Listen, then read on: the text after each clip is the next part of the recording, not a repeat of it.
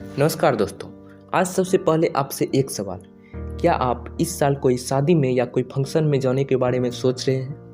अगर आपका जवाब हाँ है तो इस साल पार्टी में आपको कोविड जरूर मिलेगा।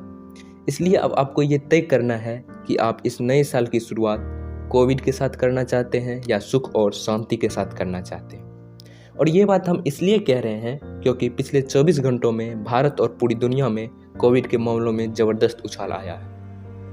अब बड़ा सवाल ये है कि हम तीसरी लहर की तरफ बढ़ रहे हैं और 2 साल बाद भी दुनिया के पास लॉकडाउन के अलावा आज भी कोविड का कोई इलाज नहीं है।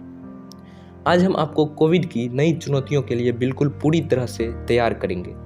पिछले 2 साल में आप कोविड से बहुत थक गए होंगे। पहले लॉकडाउन, फिर कोविड की वैक्सीन का इंतज़ार, जब वैक्सीन आ गई तो अपने वारी का इंतज़ार, फिर दोनों वैक्सीन लगवाने के बाद अब लोग कह रहे हैं कि बूस्टर डोज लगवाओ।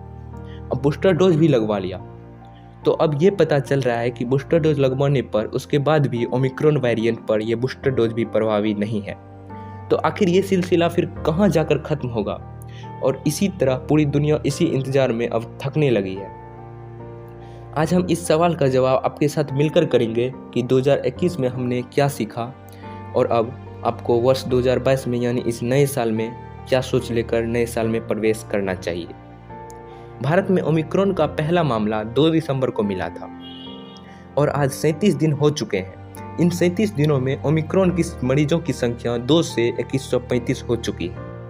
हालांकि वास्तविक आंकड़े इससे कहीं ज़्यादा ही हो सकती है। इसलिए इन आंकड़ों से लगता है कि भारत में कोरोना की तीसरी लहर शायद दूर नहीं है। अब बड़ी बात यह है कि इस तीसरी लहर भी वैसे ही होगी जैसी दूसरी लहर थी या जैसी पहली लहर थी। क्या ये उतनी ही खतरनाक होगी?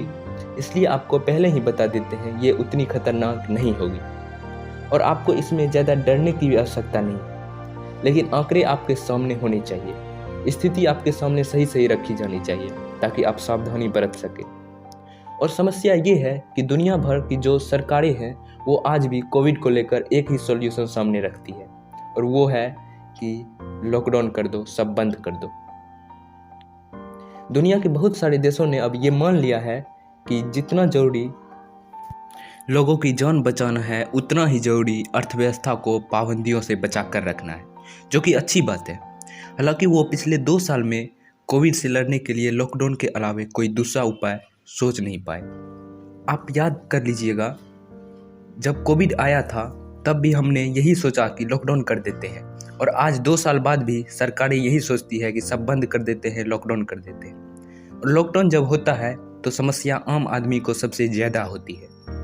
सोचिए, इन 2 वर्षों में वैक्सीन आ गया, बूस्टर डोज आ गई, कई दवाइयाँ विकसित हो गई, कोविड पर नई नई स्टडीज आ गई, लेकिन कोविड के खिलाफ लड़ाई के जो हथियार है वो अभी भी वैसा का वैसा ही है। हथियार नहीं बदली, तरीका भी वही पुराना है। अब भी जब अचानक से कोरोना के मामले बढ़ने लगते हैं तो लॉकडाउन और दूसरी आर्थिक पाबंदियां ही आखिरी विकल्प के तौर पर दिखाई देती हैं। इससे ये पता चलता है पिछले 2 वर्षों में दुनिया कोविड के खिलाफ रिस्पॉन्स के नए तरीकों को विकसित नहीं कर पाई है, जो कि पूरे दुनिया की और दुनिया के जो लीडरशिप के अलग अलग देशों के जो लीडरशिप होते हैं उसकी ये बहुत बड़ी नाकामी है। यहाँ आपको ये बात समझनी है कि अब कोविड के 2 साल हो चुके हैं और अब ज़्यादातर देश ये मानकर अपनी अर्थव्यवस्था को बचा रहे हैं कि लोग इस बीमारी को जान चुके हैं और जिम्मेदार बन गए हैं। इसलिए इस बात का ध्यान रखना है कि अब सरकार ये काम आपके लिए नहीं करेगी, आपको अपनी सुरक्षा खुद ही करनी पड़ेगी। 2 साल पहले जब कोविड आया था तब ना तो इसकी कोई दवाई थी, ना ही इस बीमारी के बारे में किसी को भी कुछ पता था, क्योंकि कोई रिसर्च था ही नहीं इसके बारे में और वैक्सीन के बारे में भी कोई जानकारी नहीं थी कि वैक्सीन कब तक बनेगी। हालांकि जब लॉकडाउन लगाया गया तो कहा गया जैसे ही वैक्सीन आएगी सब कुछ पहले की तरह सामान्य हो जाएगा। और आप भी याद कीजिए, जब आप सब लोग लॉकडाउन में अपने घरों में बंद थे तो ऐसी उम्मीद लगाकर हम बैठे थे कि बस एक दिन वैक्सीन आ जाए और वैक्सीन आते ही हम सब सुरक्षित हो जाएंगे।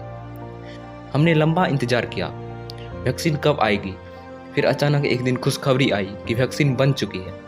इसके बाद जब 1 साल के अंदर वैक्सीन भी आ गई तो ये कहा गया जब तक सभी लोग 2 बार वैक्सीन नहीं लगवाएंगे तब तक महामारी नहीं जाएगी। एक नहीं, 2 डोज लगवाने पड़ेंगे।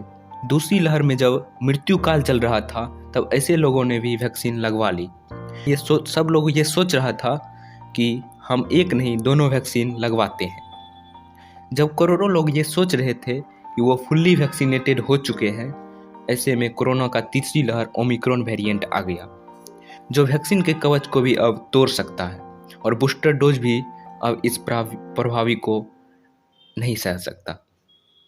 यानी कि कुल मिलाकर देख ऐसी लड़ाई है जिसका अंत अब भी दूर दूर तक नज़र नहीं आता। इसलिए सबसे बड़ी बात यह है कि इससे थकना नहीं है। हो सकता है आपको बहुत सारे प्लान्स कैंसिल करने पड़े। आप ट्रैवल करना चाहते थे, विदेश जाना चाहते थे, किसी को बहुत ज़रूरी काम था, आप हर रोज़ दफ्तर पर जाते हैं, वो अपने आप में एक नया संघर्ष है। लेकिन इससे आपको थकना नहीं है। आपको सावधान रहना है, मास्क लगा कर रखना है, भीड़ भाड़ से खुद को बचा कर रखना है और साथ वायरस के साथ जीना है। इसी वायरस के साथ काम पर जाना है और ये सुनिश्चित करना है कि वायरस भी आपके साथ ही रहेगा, आपके आसपास ही रहेगा। तब भी आपको बिना रुके, बिना बीमार पड़े अपने काम पर जाना है, अपने परिवार का साथ देना है, अपने परिवार का ध्यान रखना है। सबसे अहम बात, पिछले 2 साल आपके जीवन में एक इमरजेंसी फेज की तरह रहे हैं, जिसकी आपने तैयारी की ही नहीं थी और इस दौरान परिस्थितियों ने आपको बहुत मायूस किया। आज आप भविष्य को लेकर कोई योजना नहीं बना सकते, क्योंकि क्या पता कब कौन सी महीने में कोरोना की कोई नई लहर आ जाए। इसलिए हम आपसे यही कहेंगे, आपको हार नहीं माननी है, थकना नहीं है, बल्कि वैक्सीन लगवाकर सावधानी बरतनी है और जीवन को इस हिसाब से जीना है जैसे ये महामारी अब हमेशा इसका हिस्सा रहेगी। आप ऐसे करके आप खुद इससे लड़ने से तैयार रख पाएंगे, अपने आप को मजबूत रख पाएंगे। इसलिए मजबूत बने रहिए और थकिए मत, क्योंकि और कोई विकल्प आपके पास है भी नहीं।